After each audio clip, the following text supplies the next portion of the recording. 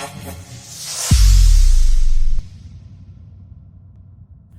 நண்பர்களே, அனைவருக்கும் வணக்கம். நான் உங்கள் ஏஜே. ஸோ இன்றைக்கி எபிசோடில் நம்ம என்ன பேச போகிறோம்னு பார்த்தீங்க அப்படின்னா, நம்ம டே டு டே டெவலப்மெண்ட் ஆக்டிவிட்டீஸில் நிறைய விஷயங்கள் நம்ம யூஸ் பண்ணுறோம். பட் எவ்வளோ விஷயங்களோட மீனிங் தெரிஞ்சு நம்ம யூஸ் பண்ணுறோம் அப்படிங்கிறத பற்றி தான் இந்த பிளேலிஸ்ட்டில் ஃபுல்லாக நம்ம பார்க்க போகிறோம். ஸோ ஃபஸ்ட்டு கான்செப்ட் என்னன்னு பார்த்தீங்கன்னா அப்ஸ்ட்ராக்ட்.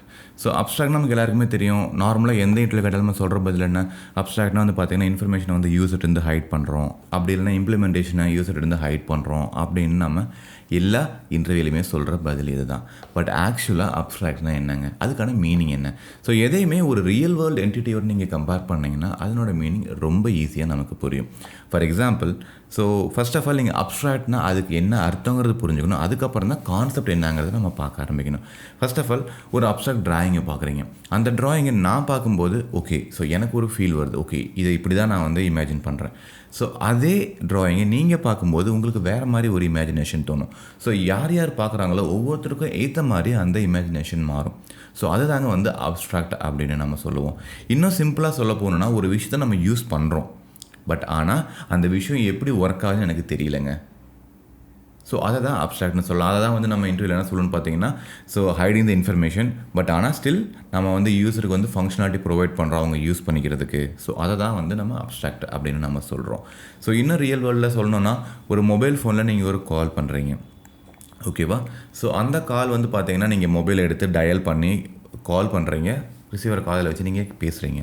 ஸோ அது ஃபங்க்ஷனாலிட்டி. பட் ஆனால் நீங்கள் டயல் பண்ணும்போது எப்படி கால் அங்கே போகுது, எப்படி சிக்னல்ஸ் அவர் ரீச் ஆகுது, எப்படி சிக்னல்ஸ் போகுது அப்படிங்கிறத பற்றி நமக்கு எந்த ஐடியாவுமே தெரியாது. அதுதாங்க அப்ஸ்ட்ராக்ஷன், பியூர் அப்ஸ்ட்ராக்ஷன். ஸோ இன்னும் சொல்லப்போனால் நம்ம யூஸ் பண்ணுற விஷயங்களில் வந்து 99% எல்லாமே அப்ஸ்ட்ராக்ஷன் சொன்னவங்களால் நம்ப முடியுமா? பட் ஆக்சுவலி ரியாலிட்டி அதுதாங்க. ஒரு விஷயம் யோசிச்சு பாருங்கள், we are using your brain, correct? So நம்ம அந்த பிரெயினை யூஸ் பண்ணி தான் எல்லா விஷயங்களும் பண்ணுறோம்.